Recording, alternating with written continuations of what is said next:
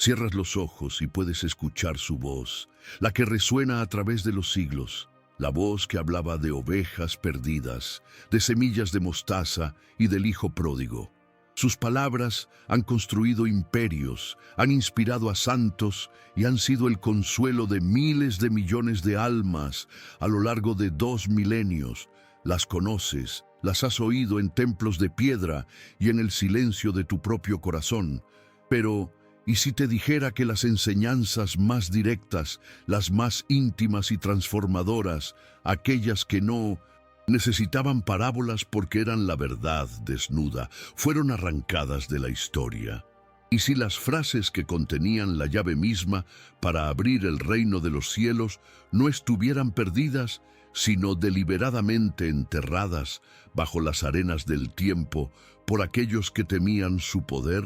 Hoy no vamos a repetir lo que ya se nos ha contado. Hoy vamos a escuchar los susurros que intentaron acallar. Vamos a desenterrar juntos la verdad prohibida que se esconde en un evangelio tan peligroso que la Iglesia luchó con todas sus fuerzas para que tu memoria jamás lo conociera. El Evangelio de Tomás. Imagina por un momento el Egipto de 1945. El mundo apenas respira tras una guerra devastadora, pero en un rincón olvidado, cerca de la aldea de Nag Hammadi, un campesino llamado Muhammad Ali al-Samman golpea con su azada algo duro. No es una roca, es una vasija de arcilla roja, sellada hace casi 2000 años. Con el corazón latiéndole en el pecho, la rompe, esperando encontrar oro. Pero lo que encuentra infinitamente más valioso y, para algunos, mucho más peligroso. En su interior no hay monedas, sino códices de papiro, frágiles y antiguos. Él no lo sabe, pero en sus manos no sostiene un simple hallazgo arqueológico, sostiene una biblioteca de sabiduría perdida, un conjunto de textos gnósticos que contienen una visión del cristianismo tan radical que podría haber cambiado el curso de la historia. Este no fue un descubrimiento casual, fue el destino desenterrando un secreto milenario, una revelación que esperaba pacientemente el momento adecuado para volver a la luz. Entre esos papiros se encontraba el más enigmático de todos. No narraba la vida de Jesús, no describía sus milagros ni su crucifixión. Era algo mucho más directo, más puro y personal. Una colección de 114 dichos, frases secretas que el maestro habría confiado a su discípulo más cercano, Judas Tomás, su gemelo espiritual. No es el Tomás incrédulo que nos han pintado, sino el iniciado, el único capaz de comprender el profundo misterio de sus palabras. Este evangelio no te pide fe ciega, te exige conocimiento. Te invita a la gnosis, a una comprensión directa de lo divino, sin necesidad de intermediarios. Esta era una de las muchas curiosidades religiosas que florecieron en los primeros siglos del cristianismo, una época de efervescencia espiritual donde muchas verdades competían por ser la única, pero solo una podía prevalecer. Y aquí es donde comienza la verdadera conspiración del silencio. En concilios como el de Nicea, en el año 325, una iglesia incipiente y hambrienta de poder y unidad tuvo que tomar una decisión. Para construir una fe universal necesitaba un mensaje simple, una estructura clara y una jerarquía incuestionable. Y el mensaje de Tomás era todo lo contrario. Sus palabras eran un desafío directo a esa estructura. ¿Por qué? Porque su revelación era devastadora para cualquier dogma organizado. La verdad prohibida que este evangelio susurra es que la divinidad no es una entidad lejana en los cielos a la que debes suplicar, sino una chispa que arde dentro de ti. ¿Te das cuenta de lo que eso significa? Si el reino de Dios está en tu interior, ¿qué papel juegan los templos, los sacerdotes, los rituales? Este es el gran misterio, lo que la Iglesia ocultó con más celo. El conflicto no era sobre la naturaleza de Cristo, sino sobre la naturaleza de tu propia alma. Mientras los evangelios que conoces te enseñan a buscar a Dios fuera, a través de la fe y la obediencia, Tomás te entrega un mapa hacia tu propio interior. Te dice, conócete a ti mismo y conocerás el universo y a los dioses. Esta enseñanza no solo era herética, era revolucionaria. Amenazaba con desmantelar la jerarquía eclesiástica antes de que se solidificara, devolviendo el poder espiritual a cada individuo. Un creyente que se sabe divino es un creyente que no puede ser controlado. Por eso, este texto debía ser borrado, quemado y olvidado. Pero lo que estás a punto de escuchar en los próximos minutos demostrará que la verdad siempre encuentra la forma de salir a la superficie, y esto es solo el comienzo del viaje. Lo que te revelaremos a continuación no son solo frases antiguas, son llaves. Llaves que abren puertas en tu propia conciencia que quizá no sabías que existían. Estamos a punto de analizar las palabras más impactantes de este evangelio oculto, y te aseguro que cada una de ellas resonará en lo más profundo de tu ser. Si sientes que hay algo más en la espiritualidad de lo que te han contado, si tu alma busca una conexión más directa y personal con lo sagrado, entonces has llegado al lugar correcto. Este no es solo un vídeo, es una invitación a un despertar. Si esta búsqueda de la verdad resuena contigo y quieres seguir desenterrando los secretos más profundos de nuestra historia espiritual, suscríbete ahora y activa las notificaciones. Únete a esta comunidad de almas despiertas, porque el misterio del Evangelio de Tomás apenas ha comenzado a desvelarse. Para comprender la magnitud de lo que fue silenciado, debes transportarte con tu mente a los primeros siglos después de la crucifixión. Olvida la imagen de una fe unificada, de una sola cruz y un solo credo. Aquel tiempo era un hervidero espiritual, un jardín fértil y caótico donde florecían 1000 interpretaciones distintas de las enseñanzas del Maestro.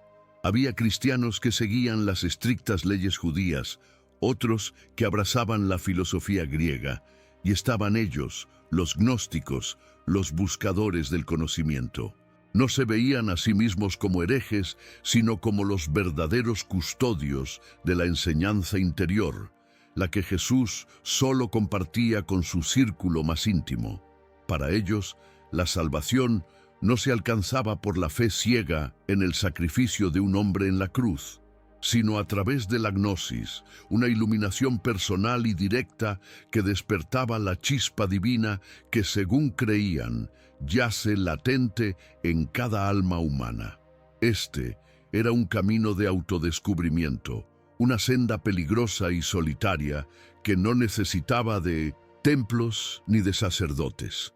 En este vibrante mosaico de creencias, dos caminos principales comenzaron a definirse, dos visiones que se enfrentarían en una batalla silenciosa por el alma del cristianismo.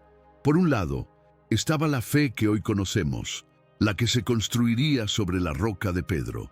Una fe comunitaria, estructurada, con rituales, sacramentos y una jerarquía clara diseñada para guiar a las masas. Su mensaje era de esperanza y redención a través de la fe en Jesucristo. El Hijo de Dios murió por los pecados del mundo. Era una verdad poderosa, accesible y sobre todo organizable. Pero al otro lado estaba el camino de Tomás, el camino del gemelo espiritual. Este no ofrecía una estructura, sino una llave. No prometía un paraíso futuro, sino que revelaba un reino presente. Su mensaje era radicalmente individual. No necesitas que nadie te salve, porque la divinidad ya reside en ti. Solo tienes que despertar y reconocerla. ¿Puedes ver la colisión inevitable? No era una simple diferencia teológica. Era la anarquía espiritual contra la arquitectura del poder. El momento decisivo, el punto de no retorno, llegó en el año 325, en la ciudad de Nicea. Imagina la escena. El emperador Constantino, Un político astuto más que un hombre de fe profunda, convoca a cientos de obispos de todo el imperio. Su objetivo no era puramente espiritual, era político. Necesitaba una religión unificada para un imperio unificado. En aquellas salas llenas de incienso y poder terrenal se debatieron dogmas, se fijaron credos y, lo más importante, se trazó una línea en la arena. Se decidió qué evangelios formarían parte de la narrativa oficial y cuáles serían declarados apócrifos, heréticos, peligrosos. El Evangelio de Tomás, con su mensaje de autoempoderamiento divino, fue uno de los primeros en ser condenado. No fue una decisión tomada a la ligera, fue un acto deliberado de ingeniería espiritual. Para construir la gran catedral de la Iglesia Universal, había que demoler primero las cabañas individuales de la gnosis. Pero, ¿por qué era tan temible este pequeño conjunto de frases? ¿Qué verdad prohibida contenía que amenazaba con derrumbar un imperio de fe antes siquiera de que se construyera? La respuesta es tan simple como devastadora. El dicho 3 del Evangelio lo resume todo. Si aquellos que os guían os dijeren, ved, el reino está en el cielo, entonces las aves del cielo os precederán. Si os dijeren, está en el mar, entonces los peces os precederán. Mas el reino está dentro de vosotros y fuera de vosotros. Esta no es solo una frase poética, es una declaración de independencia espiritual. Anula la necesidad de un intermediario. Si el reino no está en un lugar físico o en una promesa futura, sino en tu propia conciencia, aquí y ahora, ¿qué papel le queda al sacerdote que te absuelve, al obispo que te dicta la doctrina, a la iglesia que te promete las llaves de ese cielo lejano? Ninguno. Este es el gran misterio, lo que la iglesia ocultó con una determinación feroz. La censura del Evangelio de Tomás no fue un acto de malicia pura, sino de supervivencia institucional. Los primeros padres de la Iglesia, hombres como Ireneo de León, veían en el gnosticismo una amenaza existencial. En su afán por proteger a los fieles de lo que consideraban enseñanzas confusas y elitistas, optaron por un mensaje claro y unificado. Para ellos, la idea de que cada individuo pudiera encontrar a Dios por sí mismo, sin guía ni control, era una receta para el caos. Era más seguro y efectivo ofrecer un camino único, una verdad empaquetada y administrada por una autoridad sagrada. Tuvieron que elegir entre empoderar al individuo o construir una institución duradera, y eligieron la institución. Para ello, el secreto de tu propia divinidad debía ser enterrado bajo capas de dogma, ritual y miedo. Y en el centro de esta sabiduría oculta se encuentra la figura de Judas Tomás, el dídimo, que significa el gemelo. La tradición nos lo ha pintado como el incrédulo, el que necesitaba ver para creer. Pero, ¿y si esa imagen fuera una distorsión deliberada? ¿Y si su verdadera identidad fuera la del gemelo espiritual de Jesús, el único discípulo capaz de comprender la profundidad no dual de sus enseñanzas? Este evangelio lo presenta no como un seguidor, sino como un iniciado.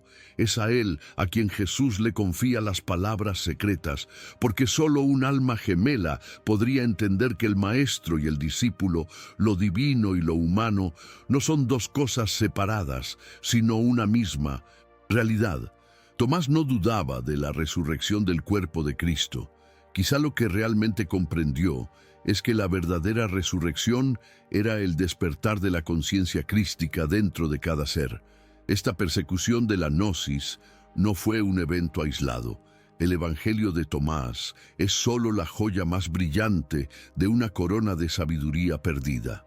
Textos como el Evangelio de Felipe, el Evangelio de María Magdalena o el Apócrifo de Juan, también encontrados en Nag Hammadi, pintan un cuadro similar. Un cristianismo místico, profundo y esotérico que fue sistemáticamente perseguido y aniquilado. Estas curiosidades religiosas no eran meras desviaciones, sino corrientes vibrantes de una fe que celebraba lo femenino divino, la introspección y la unión directa con Dios. Al quemar estos libros y perseguir a sus seguidores, la iglesia naciente no solo eliminó a sus rivales, amputó una parte de su propia alma, sacrificando la profundidad mística en el altar de la uniformidad dogmática. Y esta no es la parte más oculta de la verdad. Lo más perturbador aún está por llegar. Así, el conflicto quedó sellado. Por un lado, una iglesia que te enseña a arrodillarte y mirar hacia el cielo en busca de un Dios externo. Por otro, un evangelio susurrado que te invita a sentarte en silencio y mirar hacia tu interior para encontrar a ese mismo Dios. Una te ofrece la salvación como un regalo que debes merecer a través de la fe y la obediencia. El otro te entrega la revelación de que ya eres salvo, de que eres divino y que tu única tarea es darte cuenta. Durante casi 2 milenios, solo una de estas voces tuvo permitido hablar. La otra fue condenada al silencio, a convertirse en un eco perdido en el desierto. Pero lo que no sabían es que las verdades más profundas no pueden ser destruidas, solo pueden ser ocultadas por un tiempo, y el tiempo de este secreto ha terminado. Pero lo que estas frases revelan sobre la verdadera identidad de Jesús es aún más impactante que el descubrimiento de tu propia divinidad. Y eso es lo que exploraremos a continuación. No creas que estas son meras suposiciones, ni el fruto de una imaginación febril que busca conspiraciones donde no las hay. La evidencia de esta verdad prohibida no está oculta en archivos secretos del Vaticano, sino a la vista de todos, en las propias palabras que sobrevivieron al fuego y al olvido. Las pruebas no son susurros en pasillos oscuros, sino gritos grabados en papiros milenarios. Para sentir el peso de esta revelación, solo tienes que hacer una cosa: escuchar. Escuchar sin el filtro de 2000 años de dogma, como si fueras uno de esos primeros discípulos sentados a los pies del Maestro en el polvo de Galilea, recibiendo una enseñanza que sabes en lo más profundo de tu ser, que no es para las masas, sino para ti. Ahora escucha con atención, porque esta es una de las llaves maestras del Evangelio perdido, el dicho número 3. Jesús dice: el reino no está en el cielo, para que las aves te adelanten, ni está en el mar, para que los peces te tomen la delantera. El reino está dentro de ti y está fuera de ti. Detente aquí. Siente la vibración de estas palabras. No es una parábola, es una instrucción directa, una bofetada a toda estructura religiosa que te enseña a buscar a Dios en un lugar externo, en un tiempo futuro.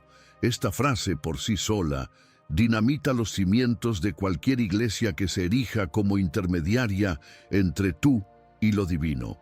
Es una declaración de independencia espiritual que devuelve todo el poder, toda la responsabilidad y toda la gloria a tu propio corazón, a tu propia percepción. Quizás te preguntes si esta idea es tan radicalmente ajena a la Biblia que conocemos. ¿Es posible que un eco de esta enseñanza sobreviviera a la censura? La respuesta es sí. Abre los evangelios canónicos y busca en el Evangelio de Lucas, capítulo 17, versículos 20 y 21. Cuando los fariseos le preguntan a Jesús, ¿cuándo vendrá el reino de Dios?, él responde: el reino de Dios no vendrá con advertencia. Dirán, helo aquí o helo allí, porque he aquí el reino de Dios está entre vosotros. La mayoría de las traducciones modernas usan entre vosotros, sugiriendo una presencia comunitaria. Pero la palabra griega original, entos, también puede traducirse, y de hecho muchos eruditos lo hacen, como dentro de vosotros. Es un eco silenciado, una pista que se les escapó a los censores, la misma verdad prohibida de Tomás latiendo discretamente en el corazón de la propia Biblia que intentaba negarla. Y este eco, por sí solo, Es estremecedor, pero no es nada comparado con la siguiente llave que Tomás nos entrega. Es el dicho número 77, y te pido que respires hondo antes de escucharlo, porque su implicación lo cambia todo. Jesús dice: yo soy la luz que está sobre todas las cosas, yo soy el todo, de mí surgió el todo, y en mí el todo culmina. Partid un madero, y allí estoy yo. Levantad una piedra, y allí me encontraréis. ¿Comprendes la magnitud de esta revelación? Aquí Jesús no se presenta como el Hijo de un Dios lejano, ni siquiera como un simple mensajero. Se identifica con la sustancia misma del universo. La divinidad no es un ser, sino un estado de ser. Es la conciencia que impregna cada átomo de la creación. Y si, como dice en otro dicho, tú eres hijo del Padre viviente, entonces esa misma conciencia, esa misma luz, es tu verdadera naturaleza. Este es el secreto que te convierte no en un seguidor de Cristo, sino en una manifestación de la conciencia crística, y fue precisamente este tipo de enseñanzas las que provocaron la reacción furibunda de la Iglesia institucional naciente. No tienes que imaginarte la conspiración, puedes leerla. Hombres como Ireneo de León en el siglo II escribieron volúmenes enteros, como su famosa obra Contra las herejías, para atacar y desacreditar a los gnósticos. Los llamó blasfemos, locos, mensajeros de Satanás. ¿Por qué tanto odio? Porque Ireneo y los otros padres de la Iglesia estaban construyendo una fe para las masas, una estructura que pudiera unir un imperio. Necesitaban reglas claras, un credo único y una autoridad incuestionable. La gnosis, con su énfasis en la experiencia personal y la revelación interior, era el enemigo de ese orden.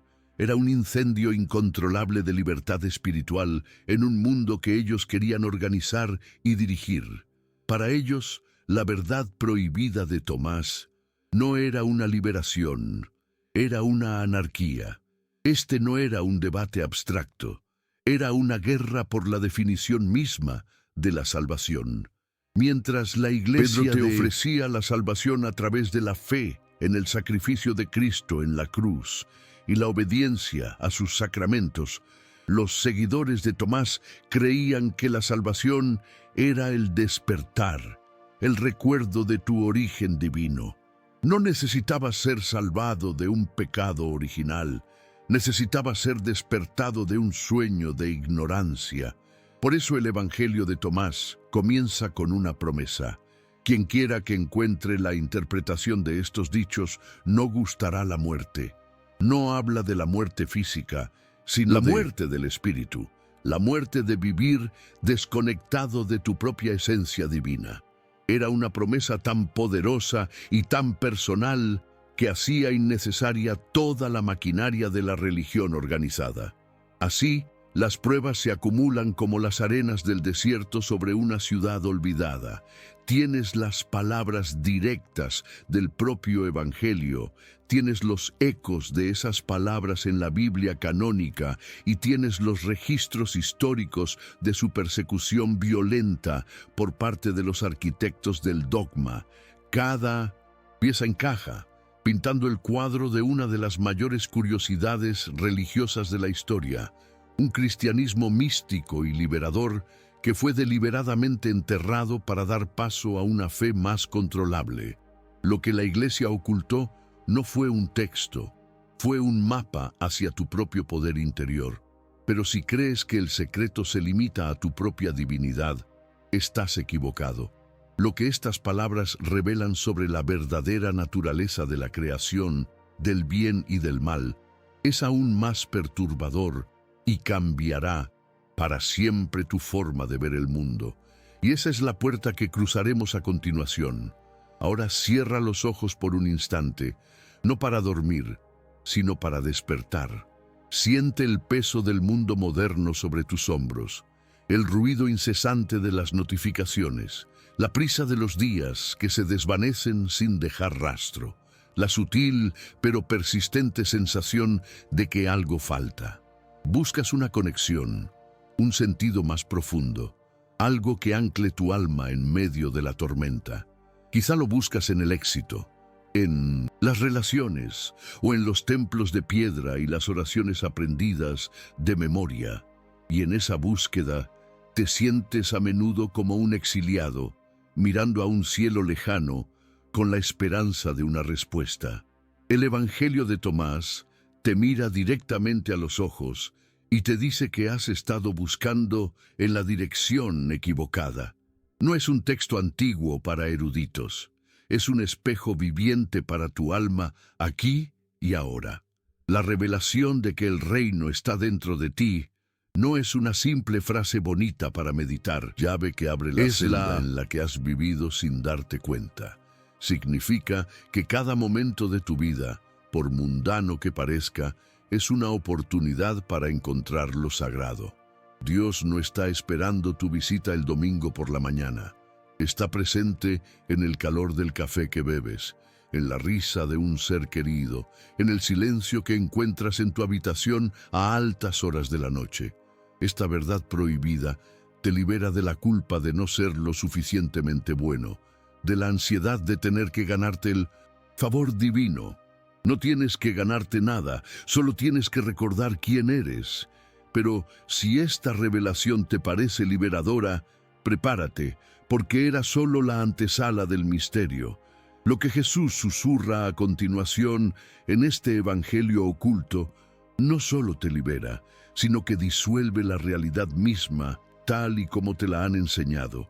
Escucha de nuevo, con toda tu atención, porque estas palabras son el epicentro del terremoto espiritual que la Iglesia trató de contener. En el dicho 77, Jesús declara: «Yo soy la luz que está sobre todas las cosas. Yo soy el todo. De mí surgió el todo, y en mí el todo culmina. Partid un madero, y allí estoy yo. Levantad una piedra, y allí me encontraréis». Siente la vibración de esta afirmación. No dice que Dios está observando la madera o la piedra desde un trono celestial. Dice: «Yo estoy allí».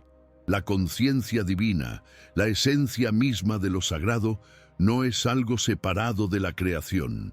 Es la sustancia de la creación. Es una revelación que transforma el universo de un escenario inerte a un cuerpo viviente y divino.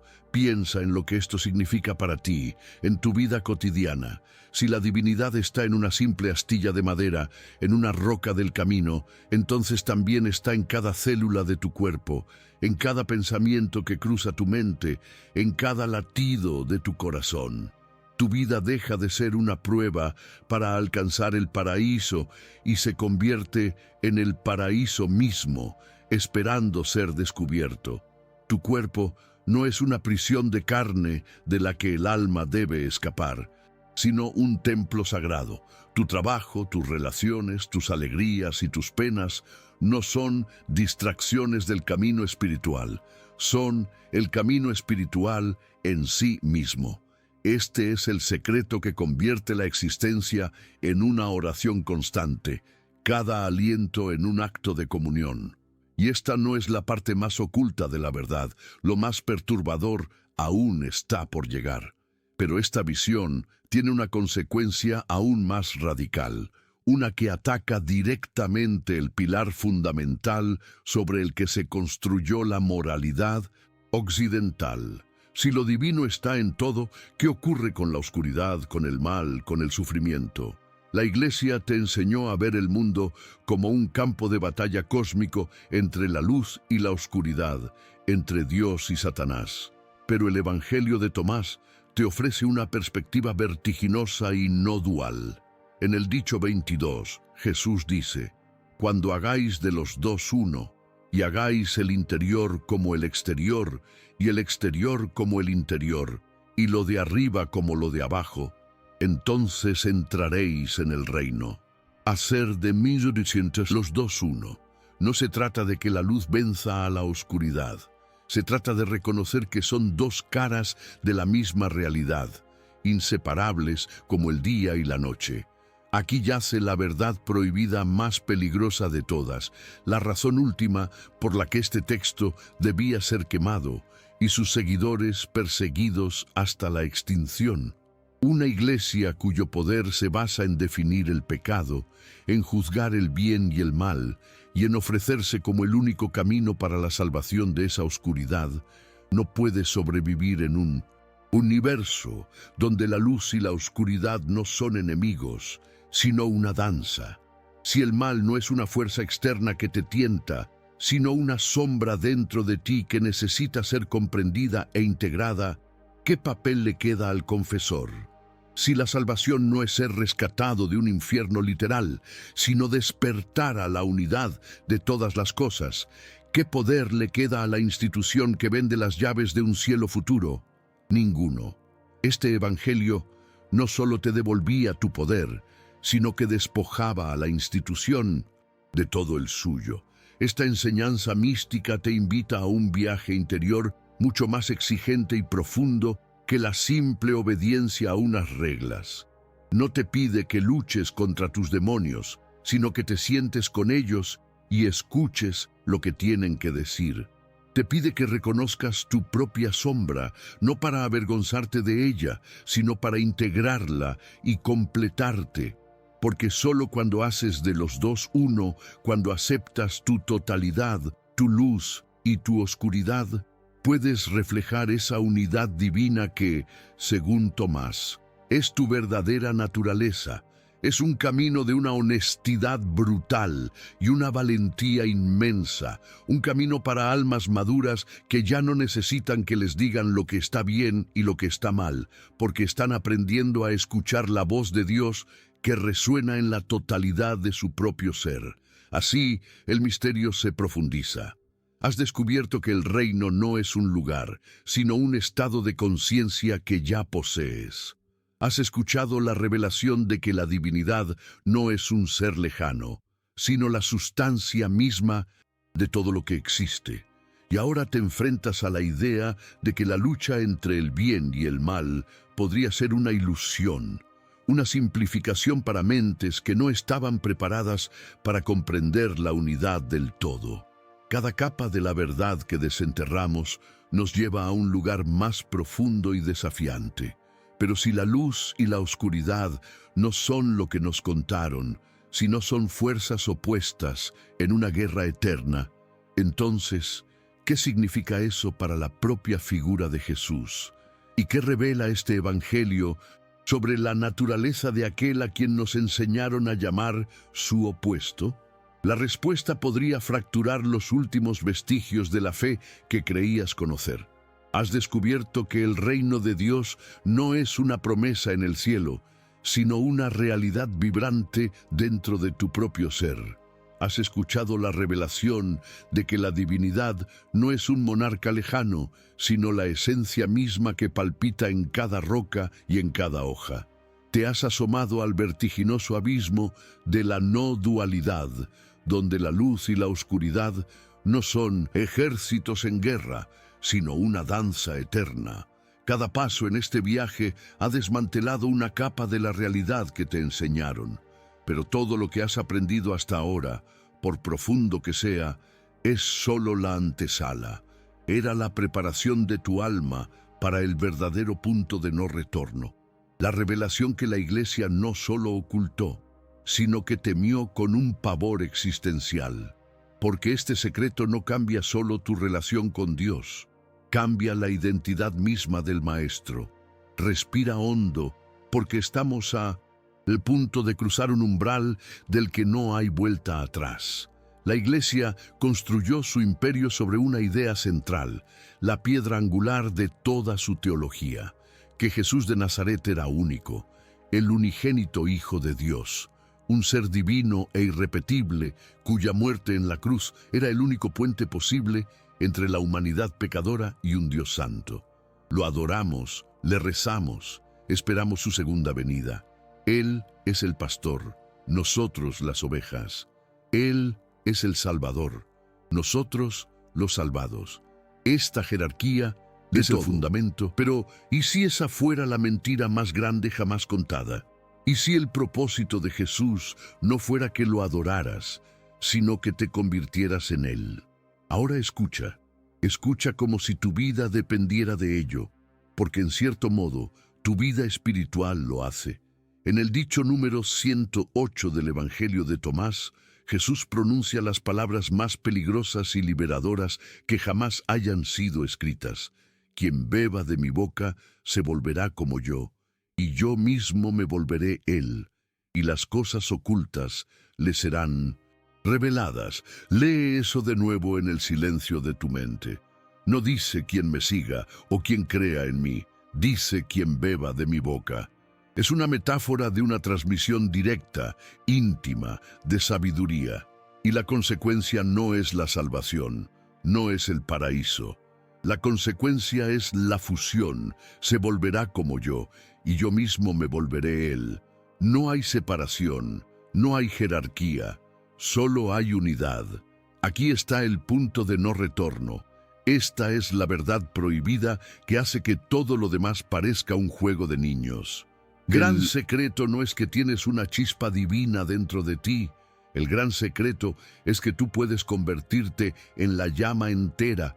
Jesús no se presenta aquí como un salvador único, sino como un modelo a seguir, el primer ser humano que despertó plenamente a su naturaleza divina y que te ofrece un mapa para que tú hagas exactamente lo mismo. ¿Comprendes la magnitud de este cambio? Si cualquiera puede volverse como él, entonces él deja de ser una excepción para convertirse en un ejemplo. Y si tú puedes alcanzar ese mismo estado de conciencia, la Iglesia entera, con sus papas, sus obispos, sus sacramentos y su perdón de los pecados, se vuelve completamente innecesaria. Es la anarquía espiritual definitiva. Es la declaración de que no hay un solo Cristo, sino que la conciencia crística es el destino de toda la humanidad. Esta revelación humaniza a Jesús de una forma que la religión organizada jamás se atrevió a hacer. Ya no es una figura inalcanzable en un pedestal de oro. Es mayor que ya ha recorrido el camino y se da la vuelta para decirte, ven, tú también puedes. Es el maestro que no quiere discípulos que lo imiten, sino estudiantes que se gradúen y se conviertan en maestros. Su mensaje se transforma de un llamado a la fe en su persona, a un desafío directo a tu propio potencial. Ya no te pide que creas en él, te pide que creas en ti mismo con la misma intensidad con la que él creyó en sí mismo. Este es el amor más profundo que un guía espiritual puede ofrecer. No el consuelo de la dependencia, sino el poder aterrador de la libertad. Y este camino de transformación tiene un nombre en el Evangelio de Tomás. Se llama convertirse en un monachos, una palabra griega que a menudo se traduce como solitario, pero que en su contexto gnóstico significa el unificado, el individuo que ha integrado todas sus partes en un todo coherente. Recuerda el dicho 22, cuando hagáis de los dos uno, del interior como el exterior, de lo de arriba como lo de abajo. Ese es el proceso, es el viaje alquímico de transformar la dualidad de tu mente en la unidad de la conciencia. No se trata de retirarse del mundo, sino de encontrar la unidad dentro de ti mismo mientras vives en él. Jesús era el monachos perfecto, el ser unificado, y su enseñanza secreta era el método para que tú también lo fueras. Por lo tanto, la salvación, según esta verdad prohibida, no tiene nada que ver con ser rescatado del infierno o del pecado original. La salvación es el despertar de tu sueño de separación. El único pecado es la ignorancia de quién eres realmente. La única redención es el conocimiento, la gnosis, que te revela tu unidad con el todo. No es un evento que ocurre después de la muerte. Es una transformación que ocurre en vida. No es un regalo que se recibe de un Dios externo. Es un descubrimiento que brota del centro de tu propio ser. Esta es una de las curiosidades religiosas más profundas y una revelación que te devuelve toda la responsabilidad y todo el poder sobre tu destino espiritual. Así, el velo ha caído por completo. Has visto que el mensaje original no era sobre la adoración de un hombre, sino sobre la realización de la divinidad que ese hombre encarnaba y que yace latente en ti. Pero esta revelación abre una puerta a una pregunta aún más oscura y perturbadora. Si Jesús no era el único Hijo de Dios luchando contra las fuerzas del mal, si la luz y la oscuridad son parte de una misma danza y tu destino es unificarlas, entonces, ¿qué papel juega en todo esto la figura que nos enseñaron a temer por encima de todas las demás? ¿Qué dice el Evangelio de Tomás sobre Satanás, sobre la tentación, sobre el origen del mal?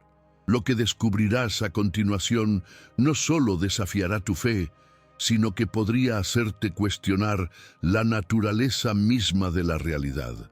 Has viajado a través del desierto del tiempo, has sostenido en tus manos un papiro que arde con una verdad prohibida y has escuchado los susurros de un maestro que te hablaba no como a una oveja de su rebaño, sino como a un igual, como a un gemelo espiritual.